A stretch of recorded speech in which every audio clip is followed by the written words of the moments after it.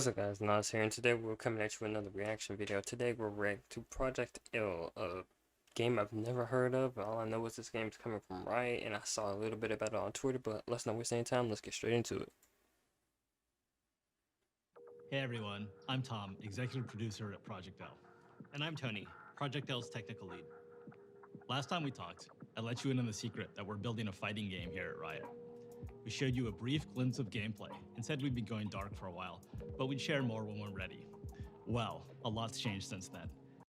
Granted, I don't know what the hell he's talking about, because like I said, I haven't heard of Project L, and the only thing I know Riot from right now, currently, is Valorant, and I don't even play that as much as I used to, so I never even knew that they were developing a fighting game. We've made some great progress, and while the game is still too far out to commit to a release date, it's been a bit since you heard from us, so I want to bring up to speed on what we've been working on. Okay. From the beginning, we knew that we wanted to make a 2D fighter set in the universe of Runeterra, but the 2D fighting space is pretty broad. Even from that starting point, there were a ton of different directions we could take the game. From the After lots of picture he just showed, it's kind of like a 2D fighter, that we're pretty like about. something similar to In this quick Blue. update, we'll walk you through our high-level approach when it comes to core gameplay, character design, and netcode. But first, allow me to reintroduce Project L. Okay, let's see what it looks like.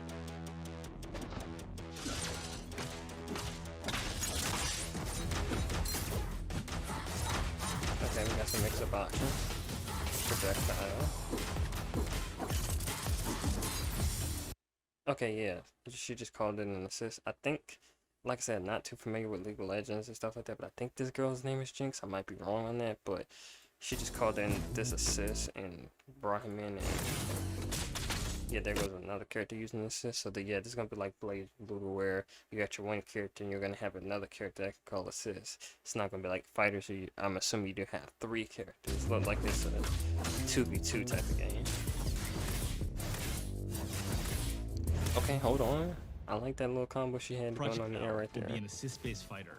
You'll build and pilot a team of two different champs. Yeah, so 2v2. I feel like this is the right foundation to build a game that rewards strategic team building and on-the-fly decision-making on top of strong Okay, hold on. That dude teleporting and shit. Our goal is to build a game that delivers a fast-paced, dynamic combat fantasy while leaving plenty of room for you to be creative and express yourself in gameplay. Like a lot of you out there, we're inspired by the insane outplays, hard reads, and 200 IQ plays behind some of the most iconic moments in fighting game history. The dream for us is to deliver a game that allows you to create new iconic moments for many years to come. Now let's talk about controls. I know that a lot of you have strong opinions about mechanical difficulty in fighting games. I don't know what button notation SI is going to be. The easy to learn, hard to master mentality. Either I'm going to have to watch the other trailer that they did apparently, or I'm going to just be lost until the game comes out.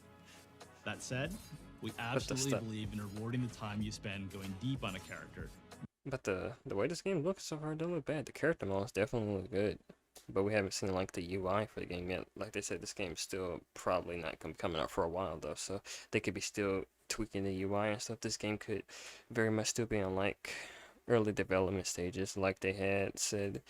Providing opportunities for you to showcase your high-end mastery. Okay, makes sense. One of the delights of fighting games is seeing top players move and fight in a way that's inspiring and distinct from lesser skilled players. We want to set that aspirational summit and build a steadily increasing difficulty curve to get you there.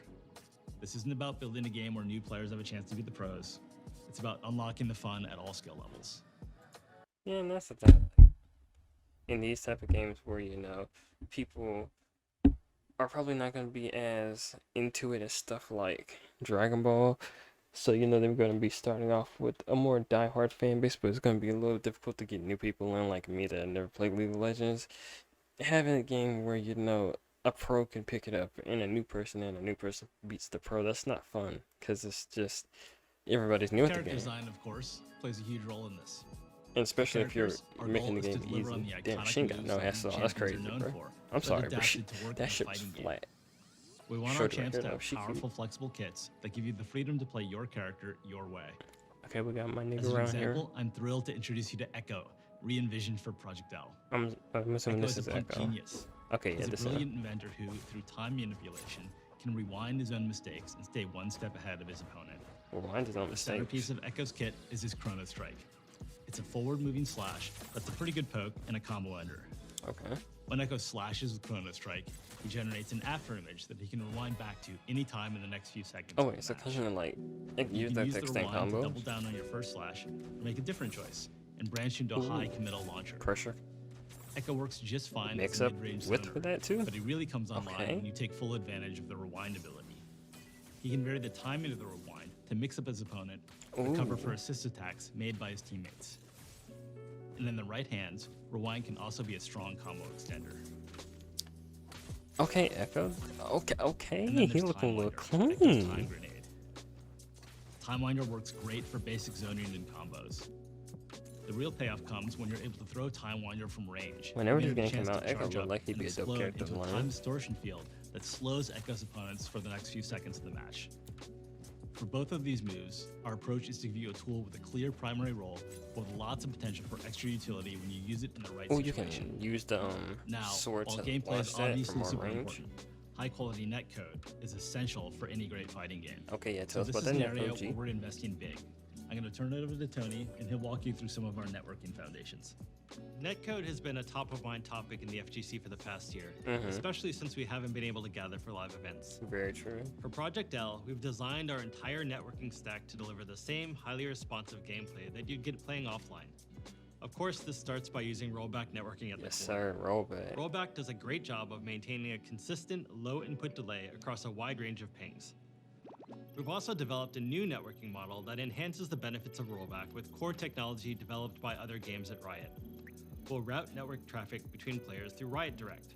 Oh, okay. So, to sum up what this picture is showing us, what this looks like is this is how it normally is, where one person's on one side of the world, one person on one side, basically West Coast, East Coast. You know, it's gonna be bad when you're across the coast like that because it's such a vast distance your connection has to travel, and it has to go through these multiple different, basically routers and servers to eventually get to you. And with having to go through that many, it increases the input delay and just the lag that will overall be in that match. So then what they're saying here is they're streamlining it so that now it's just one server, you're going through that server each to then meet up and basically shorten the process, so you're only going through 2 servers instead of going through what this other picture had, like 6 different servers, and your connection is just going to be a lot worse. So they're basically using rollback and whatever custom way they're using it to make it so that Direct. the connections Our are internal going to be overall network already better being between used to 2 minimize people latency in League from of further Legends and Valorant. distance. We're also actively managing a player's connection to their opponent to ensure a consistent, fair play experience. Okay, If their connection is laggy or drops packets, their experience will suffer, but yours won't.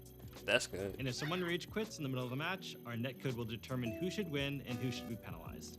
Now that one's a little, I don't trust that one because, you know, sometimes the game be bugging and it'll give the person who leaves the win.